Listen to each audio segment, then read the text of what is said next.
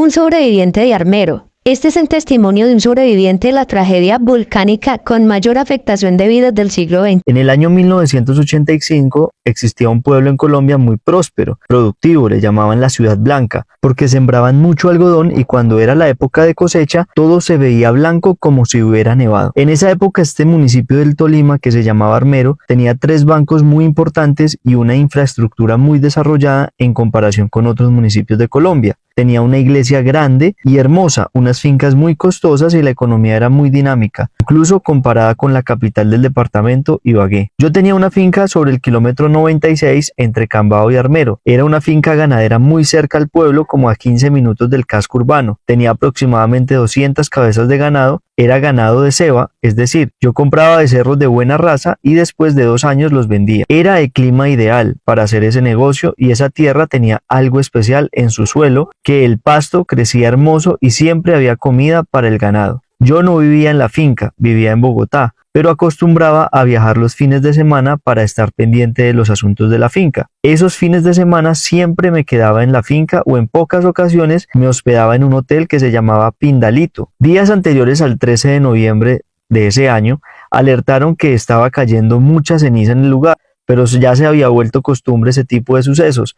Incluso mucha gente decía que era imposible que si el volcán Nevado del Ruiz hiciera erupción, le pasara algo a Armero, pues estaba muy lejos. Ese viaje que hice el miércoles 13 de noviembre fue diferente, pues debía vender un ganado y por esta razón viajé a diferencia de como acostumbraba los fines de semana. Ese día llegué a Armero en la tarde, después de culminar la venta del ganado en la finca. Me detuve en un sitio sobre la vía para tomarnos unas cervezas, pues en ese pueblo hacía mucho calor. Llegaron unos amigos y se fueron uniendo. Nos iba cogiendo la noche y yo estaba cansado, entonces les dije a los amigos que iba para el hotel para descansar, pero ellos me insistieron que todavía estaba temprano y que cuando se acabara el partido de fútbol me fuera. Esa noche jugaba Millonarios contra el Deportivo Cali y lo transmitían por televisión. Recuerdo que esa tarde cayó mucha ceniza, tanta que el color de los carros no se apreciaba. De un momento a otro vimos cómo pasaron unos caballos desbocados por toda la vía. Nos quedamos mirando y diciendo, pero ¿quién está arriando bestias en la noche? Después, en el cielo, se vio una nube de aves y la señora que atendía gritó, ¡hay muchas cucarachas! Todos estábamos como asombrados, pero a la vez pensando si las cervezas nos habían afectado. Nos calmamos un poco y empezamos a hablar de lo que había acontecido. Qué tan raro cuando de pronto se fue la luz. Enseguida la gente empezó a gritar, ¡ah! Se desbordó el río, corran. La gente salió con flotadores, televisores, maletas. Eso fue exactamente a las 11 p.m. Yo rápidamente pensé en subirme al carro y salir de ese pueblo. El carro estaba en dirección hacia Mariquita. Le dije a los que estaban ahí que si querían se subieran al carro y nos íbamos, pero solo uno me acompañó, que fue el amigo que había viajado conmigo desde Bogotá. Las otras personas dijeron que debían ir a la casa para sacar a sus familias. Ahora soy consciente de que si ese carro hubiese estado en dirección hacia Ibagué, no les estaría contando la historia, pues justamente en esa dirección fue que entró la avalancha. Cuando íbamos a arrancar, empezaron a subir a los niños, algunas señoras. Yo gritaba que debía arrancar, pero yo sentía que la gente no escuchaba y yo prendí el carro y aceleré. En tanto alboroto no podía percatar todo lo que sucedía. Yo calculo que atrás habían por ahí 8 personas con niños. Sentía muy pesado el carro, pero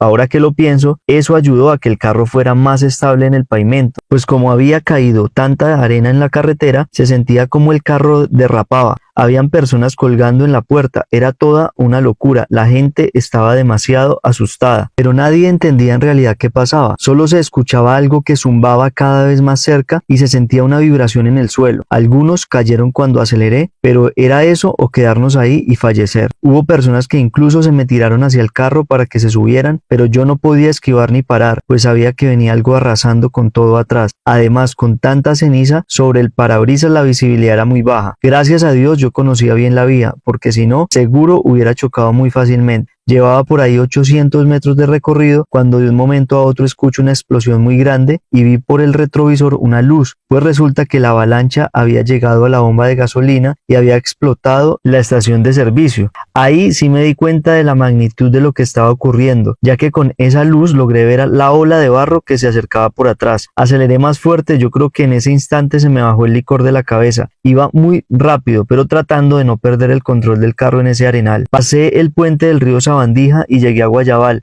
En ese corregimiento tampoco había luz. Me quedé un momento escuchando qué pasaba y las personas del carro empezaron a llorar y gritar.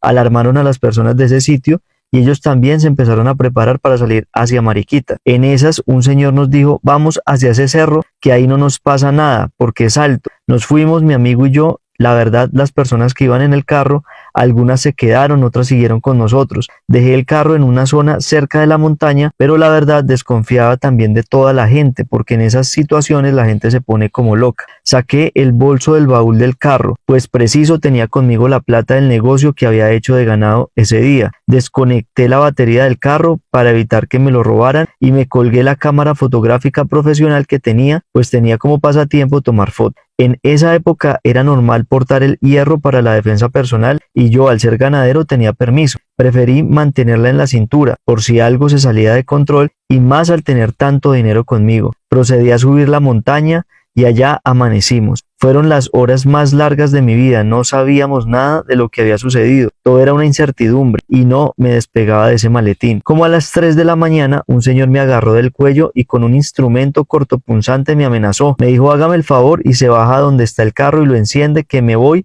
a devolver para salvar a mi familia. Se notaba muy nervioso y medio loco.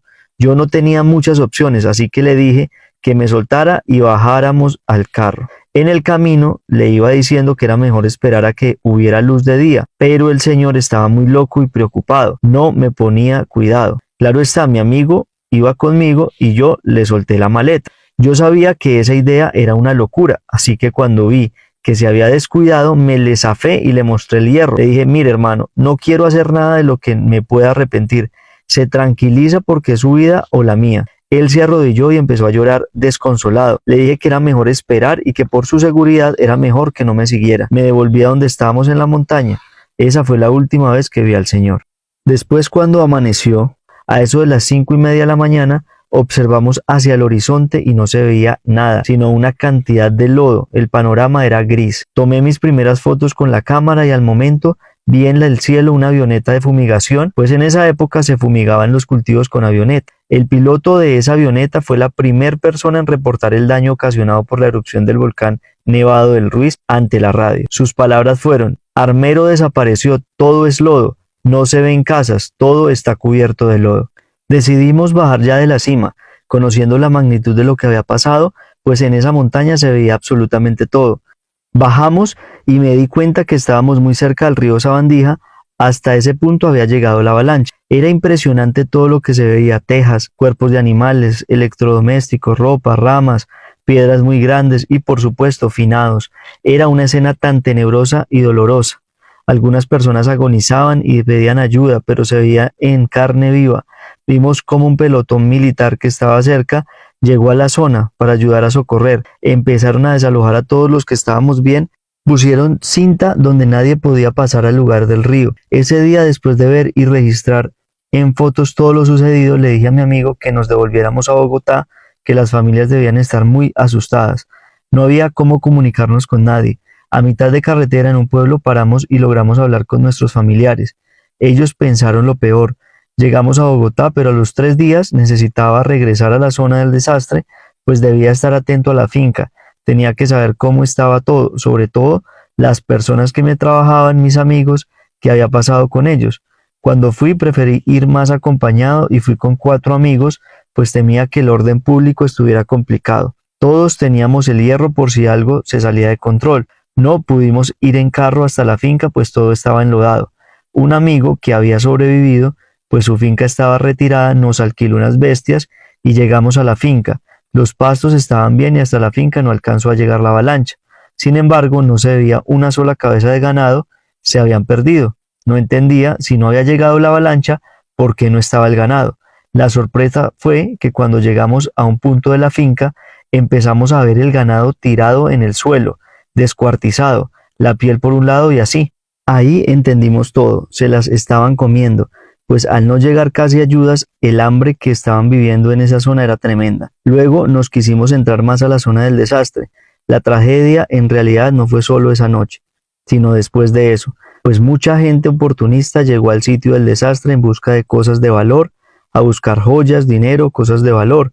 Incluso se habla de que muchos niños fueron robados para venderlos a otros países. Algunos dicen